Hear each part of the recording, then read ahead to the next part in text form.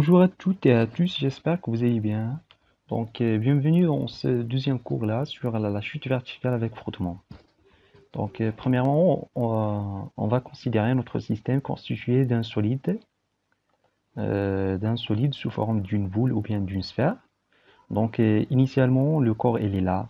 Donc, on va le lancer et il va descendre verticalement dans un fluide de viscosité donné. Ce cours-là est semé à trois forces principales, à savoir le P qui est dirigé vers le bas, donc représenté par une flèche verte, le FA et le petit f. Découvrons qu'est-ce que le FA et le petit f. Ce mobile-là est semé à trois forces, le P. Vous connaissez tous que le P est égal à M fois G, suivant K. Notez bien que l'axe Z est descendant vers le bas, le petit K est le vecteur unitaire associé à cet axe.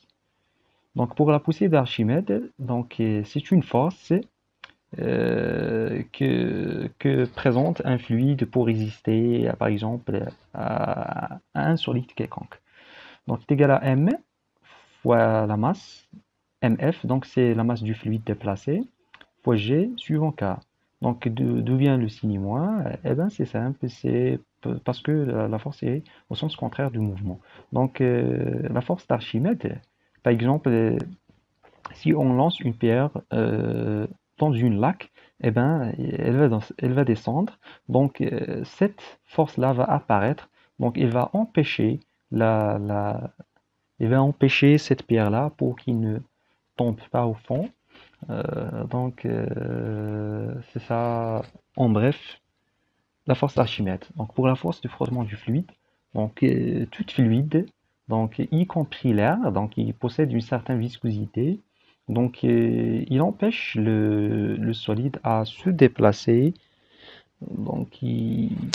La force du fluide est égale à moins K. Donc, K est une constante. VG, la vitesse de centre de gravité à la puissance n suivant K. Donc, toutes ces forces sont suivant K. Vous voyez très bien que le P est dirigé vers le bas, les autres sont dirigés au sens contraire du mouvement parce que ce sont des forces résistantes. Passons maintenant aux caractéristiques des forces. Donc pour le P, le FA, le petit f, pour la direction, c'est la même. C'est la verticale parallèle à l'axe OZ. Donc c'est la verticale. On note la verticale qui passe par G et qui est parallèle à l'axe Z. Donc pour le sens. Pour le P, le sens il est dirigé vers le bas. Donc c'est ça le P, il est dirigé vers le bas. Pour FA, il est résistante au sens contraire. Pour le F, aussi même sens. Et pas forcément que l'intensité sont égaux. Donc passons maintenant à l'intensité.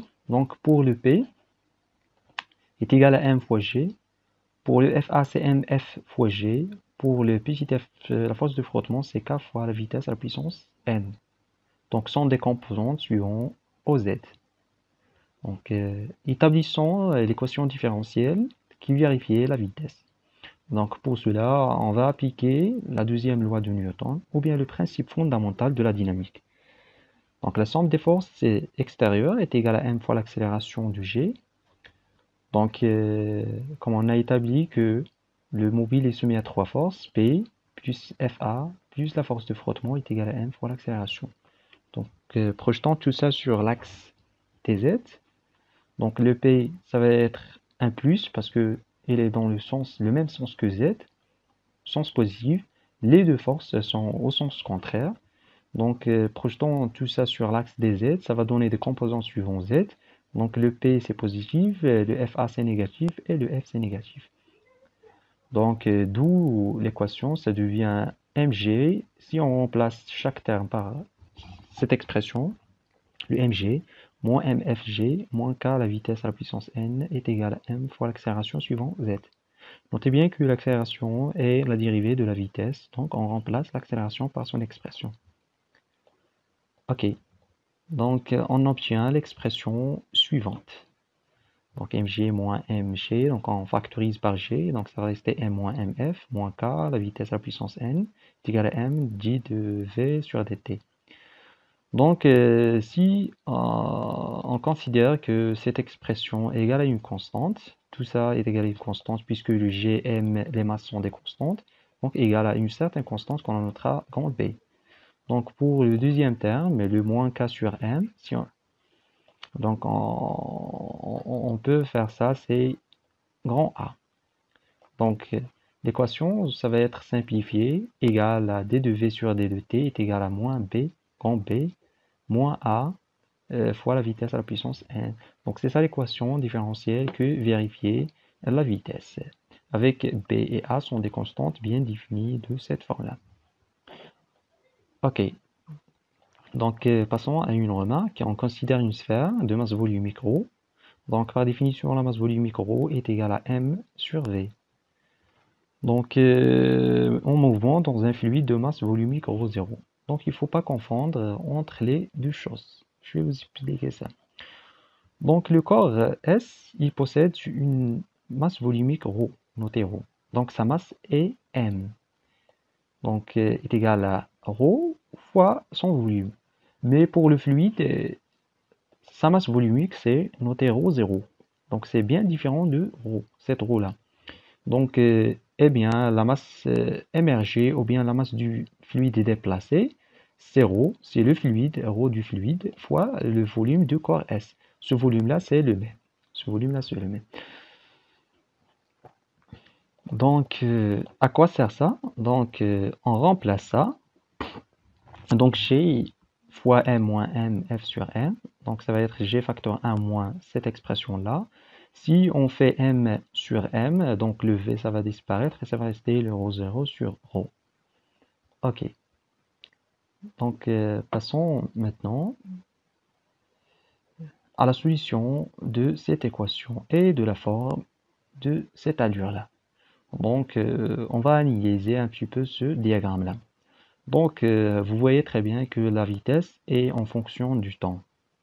Donc, ça varie logarithmiquement comme ça. Donc, il possède deux régimes. Donc,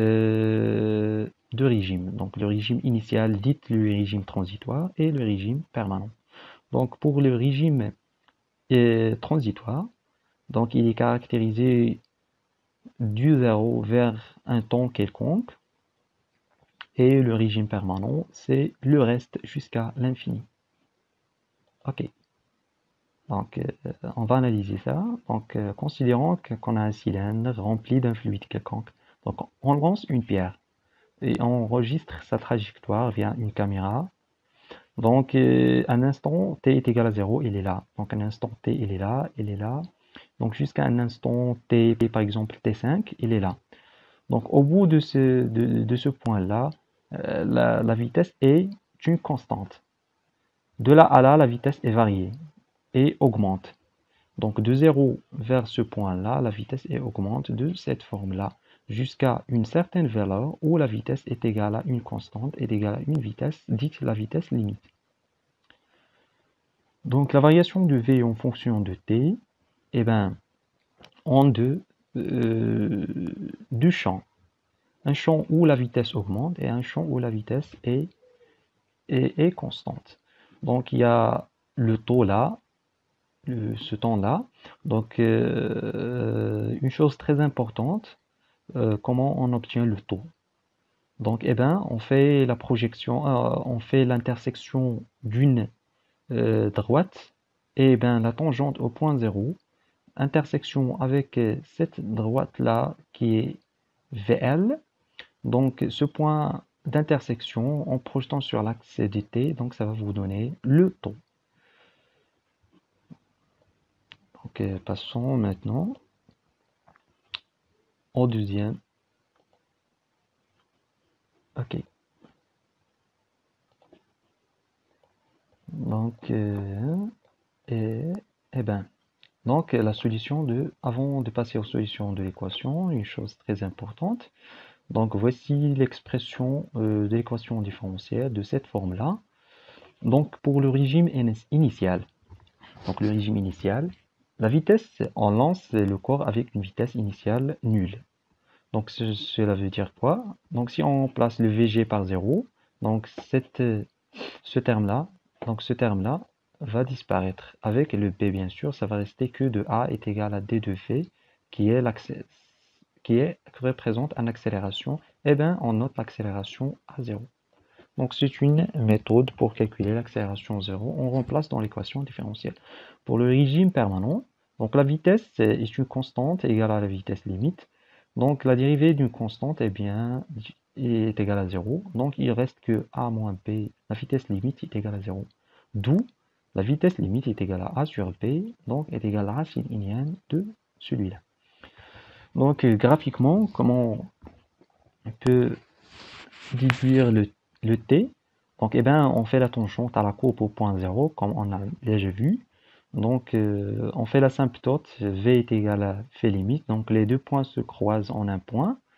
Donc v limite est égal à 0, donc fois taux. D'où vient celle-là? Eh ben, c'est juste que l'accélération à 0, donc l'accélération à 0, donc c'est ça la courbe, donc l'accélération à ce point-là à 0, eh ben, on fait la tangente. Donc la tangente, on fait l'intersection avec VLA. Donc si on prend ce point-là avec le point 0, pour calculer la pente là, cette pente-là, eh ben, le A0 que représente la tangente au point 0, donc n'est plus que cette valeur-là qui représente le VL, qui est ce point-là. Donc c'est le VL divisé par ce temps-là. Donc par définition, c'est le Y sur X. C'est ça la pente, donc c'est ça cette expression. Donc graphiquement, si on connaît le A0, donc on peut calculer le taux ou bien le VL, un de ces paramètres. Le A0 est le coefficient directeur de la tangente de la courbe, instant t est égal à 0. Ok, donc passons maintenant à la solution de l'équation différentielle par une deuxième méthode, dite la méthode de l'air. Ok, donc à quoi sert cette méthode? Eh bien, c'est une méthode de calcul numérique itératif. Pourquoi itératif? Parce que chaque terme dépend de l'autre terme. Donc pour calculer un terme, on est amené de présenter le terme précédent. Par exemple, on a un temps t est égal à i, un instant t i1, donc avec delta t, c'est la différence entre ces deux temps. Eh bien, donc le d de v, c'est on note le a de i avec un indice i, et la vitesse, on ajoute un indice i. Donc pour calculer A0, c'est grand A moins P fois la vitesse de 0 à la puissance n. Ok.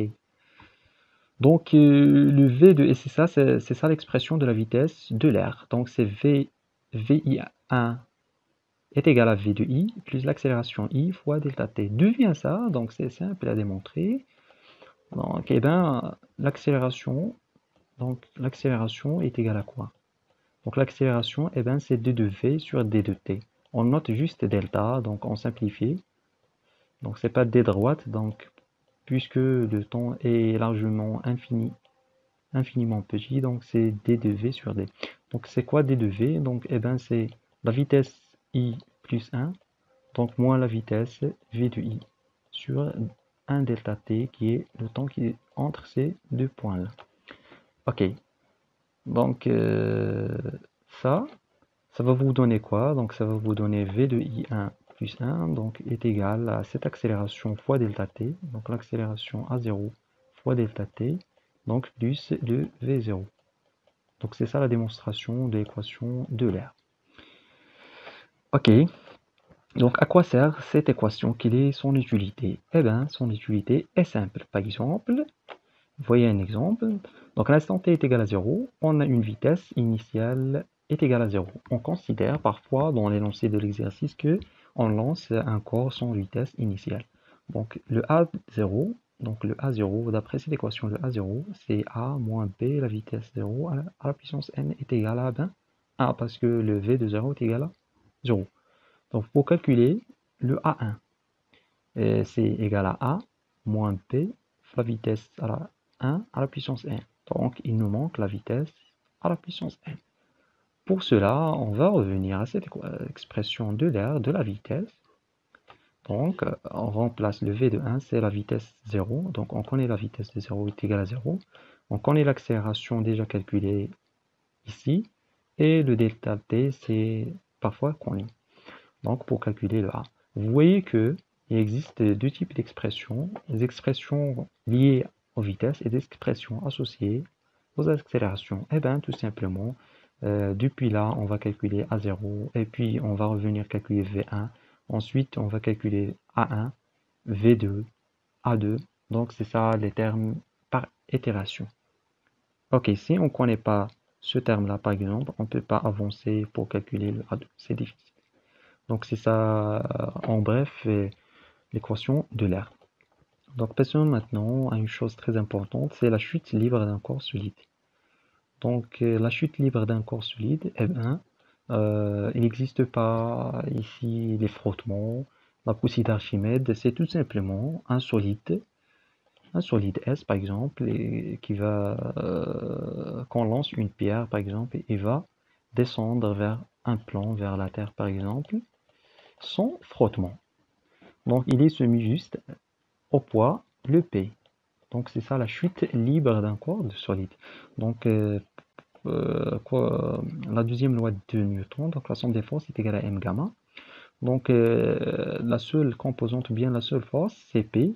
Donc P est égal à m gamma, est égal à m fois G. Donc on simplifie par le m, ça va disparaître, donc il reste que G est égal à 1. Eh bien, on voit très bien que le A de G est bien, c'est le G. Donc toutes les caractéristiques de G sont aussi les caractéristiques de l'accélération G. Donc G, par exemple dans un repère, G il est là. Donc c'est ça le corps, c'est ça le centre de gravité G, c'est ça le vecteur G. Donc le point d'application c'est le centre de gravité, donc la direction c'est la droite verticale qui passe par G, donc le sens donc c'est dirigé vers le bas. Donc l'intensité A de G est égale à G est une constante, est égale à 9,81 pardon, mètres par seconde au carré. Ok. Donc pour les coordonnées du vecteur accélération. Donc l'accélération est égale à moins G. Pourquoi? Parce que normalement, si on considère que dans cet exemple-là, on a considéré que l'axe est ascendant. Eh bien, le G, il est dirigé vers le bas, il est dans le sens contraire. C'est pour cela que A est égal à moins G, le signe moins. Ça vient du fait que le G est dans le sens contraire, est égal à une constante. Qui dit que l'accélération est égale à une constante, il dit quoi? Il dit que le mouvement est uniforme suivant l'axe Y. Donc, comme on a déjà établi dans le cours précédent que si A est une constante, eh bien la vitesse, ça s'écrit sous cette forme-là, l'accélération fois t plus vitesse de 0, et de même pour v, pour y, pardon, c'est cette forme-là. Ok. On va passer maintenant à une autre chose. Donc c'est quoi le reste? Donc il reste une partie, donc la flèche. Donc c'est quoi la flèche? Donc la flèche est l'altitude h de la plus élevée à atteindre par le projectile. Donc je vais vous expliquer ça, bref. Donc par exemple, on considère un plan qui est la Terre. Donc une personne là, il va lancer une pierre dans ce sens-là. Il va lancer une pierre. Donc après un certain temps, la pierre, il atteint une certaine hauteur, comme ça, une certaine hauteur comme ça, en OTH. Donc, eh ben, elle va revenir à la Terre. Donc, on peut, avec les équations et tout ça, donc on peut calculer les vitesses à chaque point. On peut calculer le temps nécessaire pour qu'il atteigne le sommet là. Donc, on peut savoir dans quelle est la hauteur pour que cette pierre va atteindre la hauteur maximale avant de tomber sur la Terre. Tout ça, ça s'appelle la flèche. Donc, c'est l'altitude h, notée h. Donc, c'est la plus élevée que peut atteindre cette pierre. Donc au point H, la composante de la vitesse est nulle. Donc pourquoi cette pierre-là, il va revenir à la Terre? Donc on va lancer cette pierre-là, sa vitesse, il va augmenter au cours du temps. Donc à un certain temps, sa vitesse, elle va être nulle. Donc V est égal à 0. Par conséquent, elle va revenir à la Terre. À ce point-là, il a fait une hauteur de h, notée h. Donc la vitesse au point h, donc est nul. Donc on remplace ça, expression de la vitesse. Donc ça va permettre de calculer le temps TH. Donc si on calcule le TH, on peut savoir facilement le Y de H en remplaçant le T dans cette expression. Donc soit on calcule le T, le temps nécessaire pour que la pierre atteigne cette hauteur-là, soit on peut calculer directement le YH qui est aussi la hauteur que atteindre cette... donc les ordonnées, donc y moins y0 est égal à 1 demi, v, on établit ça depuis cette expression-là. Ok, donc c'est tout ça pour ce cours-là. À la prochaine fois, Inch'Allah.